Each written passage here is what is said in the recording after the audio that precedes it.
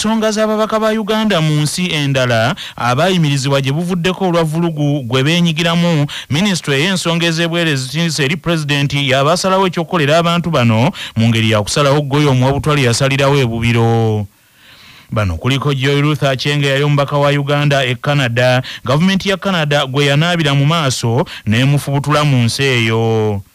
Omulala ya Ambassador Henry Mayega eyali omubaka wa Uganda mu United Arab Emirates. Gavumenti gwe yayita akomewo ku butaka era n'ayimirizibwa nga bwanoonyerezebwako olw'ekitebe kya Uganda mu United Arab Emirates ate okukikozesa okutereka ebyuma ebizannya zzaala.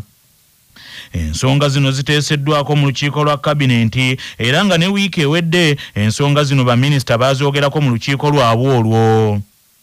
Minisita omubeezi ow'ensonga ez'ensi endala Henry Okello Oryem abulidde laadiyo ya Kabaka Kyabasa ensajja nti sabbiiti ewedde oluvannyuma lw'ensinkano ey'ababaka ba Uganda bonna mu nsi endala eyatuula mu kibuga Jinja. Minisita ey'ensonga ez'ensi endala yawandiikira Pulezidenti y'abaasalawo ku nsonga z'ababaka bano. Minister Henry Okello Oryem agambye nti yali omubaka wa Uganda mu Canada. Joy Ruth Achenge abadde anoonyerezebwako akakiiko akakwasa empisa mu Ministry ey'ensonga ez'ensi endala, so nga ye Ambassador Henry Mayega abadde anoonyerezebwako ekitongole ky'ensi eno ekikettera ebweru wa Uganda ekya ESO saako ekitongole kya CMI wamu ne poliisi ya kuno.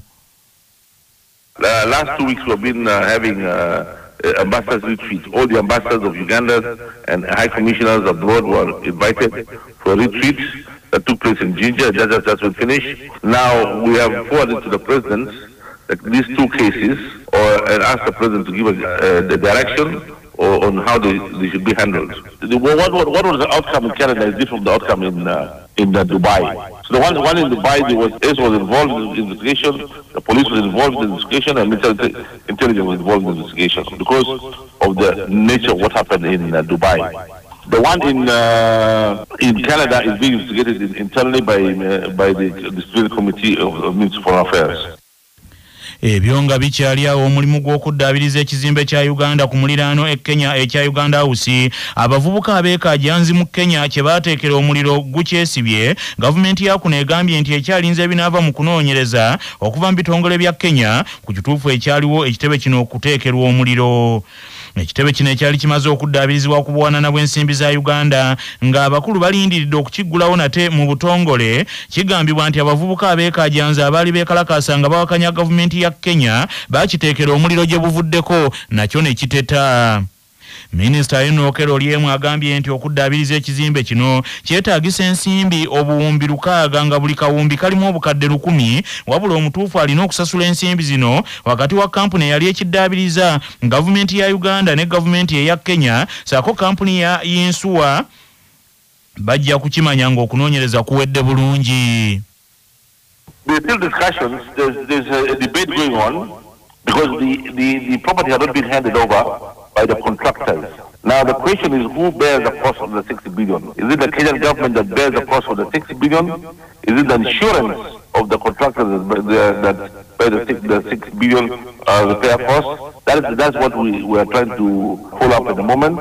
But it can only be done once the investigation by the Kenyan authorities is being completed, a report given as to identify who the culprit might be, and only then will the decision be taken whether Kenyan authorities should pay for it or the insurance of the company that was renovating it should be responsible. Then the investigation will determine whether the Kenyan authorities should be liable or the insurance of the contractors, because the contractors are not handed over the property yet. Minister Henry Okello Oryem agambye nti mu kiseera kino ekizimbe kino ekya Uganda ekiri e Kenya kyaggalibwawo, tewali mulimu gwonna gukolebwayo okutuusa nga okunoonyereza kuwedde bulungi oluvannyuma lw'abeekajjanzi okukyokya. There were preparations for it to be occupied by new tenants after it had been renovated. But unfortunately and regretfully, the riots that took place, Generation Z riot that took place in Kenya recently, led to it being burnt, and make it put it in a state that it cannot be occupied. Engineers have looked at it, experts have looked at it, and there's a need for it to be renovated again to the tune of almost 6 billion shillings, Uganda shillings, for it then to be viable for occupation. So at the moment it is being boarded off, and nobody can access it until such a time when it is renovated again and fit for entry and occupation. Katikkiro wa Buganda ow'ekitiibwa Charles Peter Mayiga olunaku olwaleero agenda kuggulawo omwoleso ogw'ebyobulimi n'obulunzi ogwa CBS Peosa Nsindikanjake mu butongole ng'olwaleero lwe guyingidde olunaku olwokusatu kasookedde nga gutandika. Omusasi waffe Sharif Lukenge y'abirina.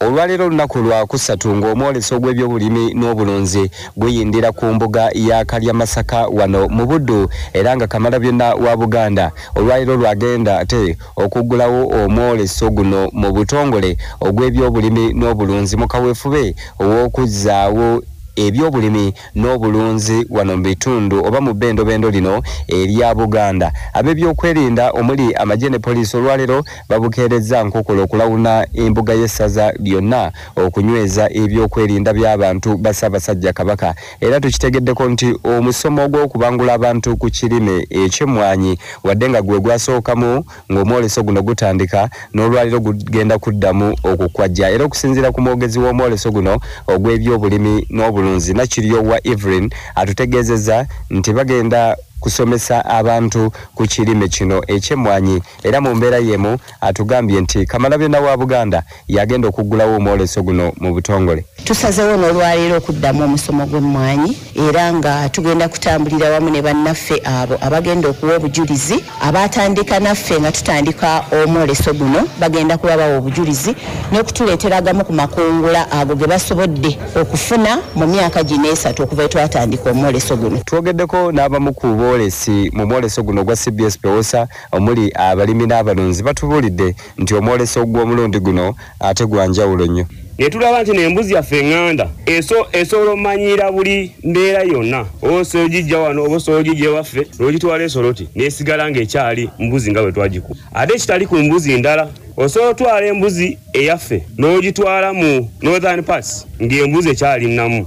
Then ekirala guno gwe mwoleso ogw'omulundi ogwokusatu nga guyindira ku mbuga ya Pokino mu Buddu mu kaweefube ow'okuyitimusa ebyobulimi n'obulunzi okwetooloola ettundutundu lino erya Buganda ku lwa 88 akatonyeze 8 y'obujjajja Lwasa Mayinja. Nze Munabuddu Lukenge Sharif wano mu Buddu.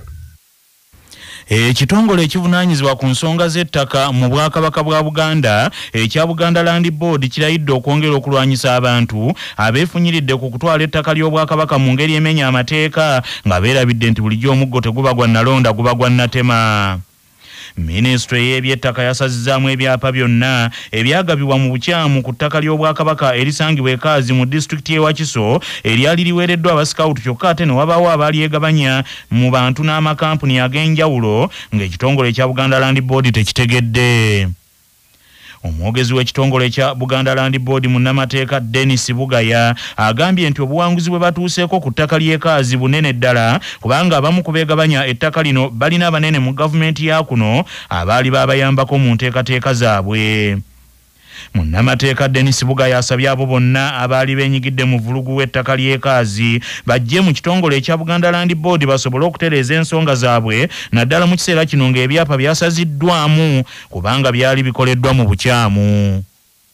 Era ndi musanyufu nnyo abantu ba Buganda abagoberera ebyenjigiriza n'ebyobusikawutu okubategeeza nti omusango twaguwoza bulungi era ebyapa ebyo byali bikoleddwa mu ttaka eryo ne bikola ki ne bisazibwamu. Era nkubiriza buli muntu yonna gy'oli ng'olina ekyapa nga wakifuna mu ngeri eyo ku ttaka eryo nkusaba tomala biseera byo kuba kyasaziddwamu. Jangu mu Buganda Land Board weeyanjule nti nze nabubisibwa oba nakola ensobi era nzuuno ffe tunaasalawo ekyokukolera kubanga mwenna muli bantu ba Ssaabasajja Kabaka n'olwekyo tubakubiriza bonna ababirina ekisooka nti ebyapa bye muyina mukuuma lubugo lubale mu.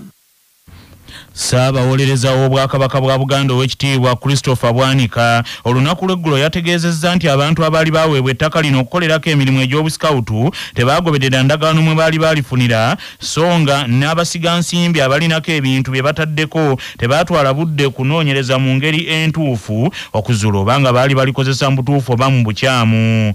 Ensala ya kkooti eno weetuukidde ng'ettaka ly'ekaazi liri mu kuzimbibwako woteeri gaggadde saako ebifo eby'okuwummulirwamu n'ennyumba ez'abantu nga byonna bikolebwa mu ngeri emenya amateeka.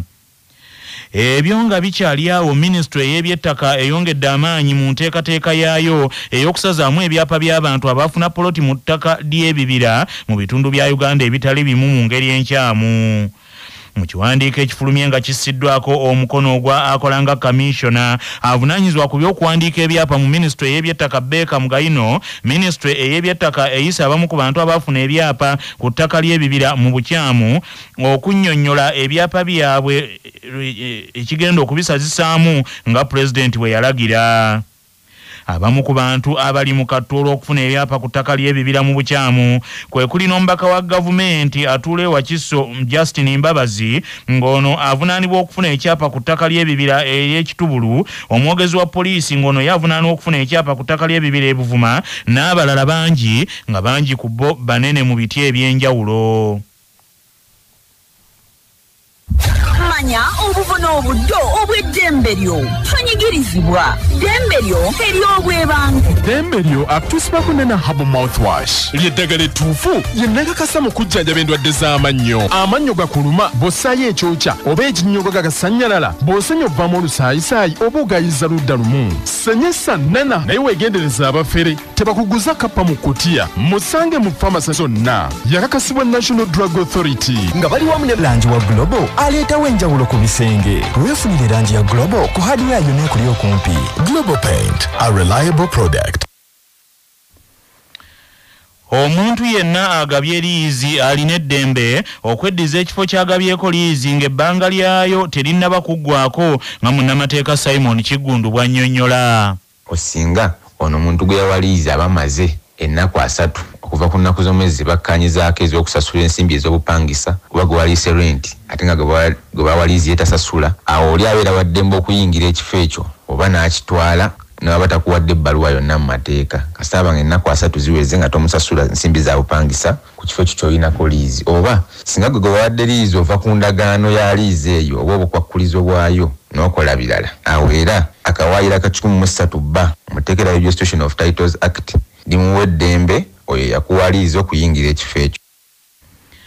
Ekibuga kyotera kibuutikiddwa entiisa ey'amaanyi oluvannyuma lw'omuvubuka abadde amanyiddwa nga Bawunsa okusangibwa ng'afiiridde mu nju. Omusasi waffe Semayiri Sozi Sekimpirwazi y'abirina. Buli nnyindo lwefuna obuzibu ekiwanga toko.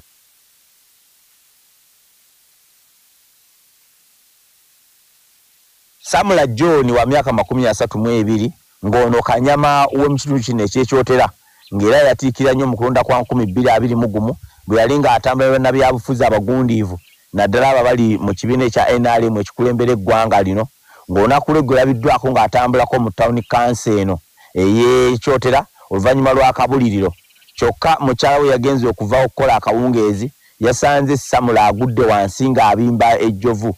Olwo n'alayo enduulu atuze ne bakuŋŋaana nga ne poliisi mwe yagidde ekyotera era nga byatuuseewo bonna ne batakuwekuwuunaganya omuntu atandise obbiti ebeka tyandibanga anywedde butwa kaabala bamuwadde bubi ng'ate nabo bagamba ti oba oli awo yafunyeemu obuzibu bw'okwekyawa nga kyeyavudde yeewaawo butwa. Omulambo guno poliisi egujjeyo ne gutwala mu ddwaliro ly'e Kaliisizo okwongera okwekebejjebwa nga kati lipooti y'abasawo yokka yerindiriddwa olwo balyoke bategeere kiki ekyaviiriddeko Kanyama ow'amaanyi n'antabwekebere mukubi w'eŋŋuumi okufa mu ngeri y'entiisa efaanana bw'etyo. Yo poliisi ekyotera ne gye buli kati ekifo kyonna ekyakyetoolodde okulaba nga oba oliawo oyinza okunoonya n'okufuna omu ku bujulizi obuyinza okugiyamba okumanya enfa ya Samula John ono. Kuba CBS FM radio ey'obujjajja nze Sosi Sekimpirwazi kyotera.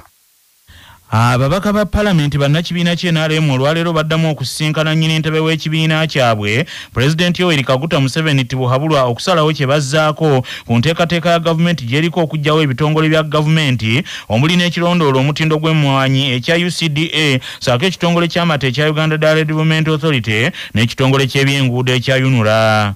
Ku lwokusatula sabbiiti eno President Yoweri Kaguta Museveni tibuhabulwa yasisinkana ababaka ku bukiiko bwa Parliament obw'enjawulo ku nsonga y'emu ne babaako bye bateesaako n'okubaganya ebirowoozo naye eky'okuggyawo ebitongole bino omukulu yakigaanira ddala bwe batyo mu nsisinkano zino ne bateesa nti entegeka bagyongezeeyo emyaka 3 nga bwe bongera okugyetegereza.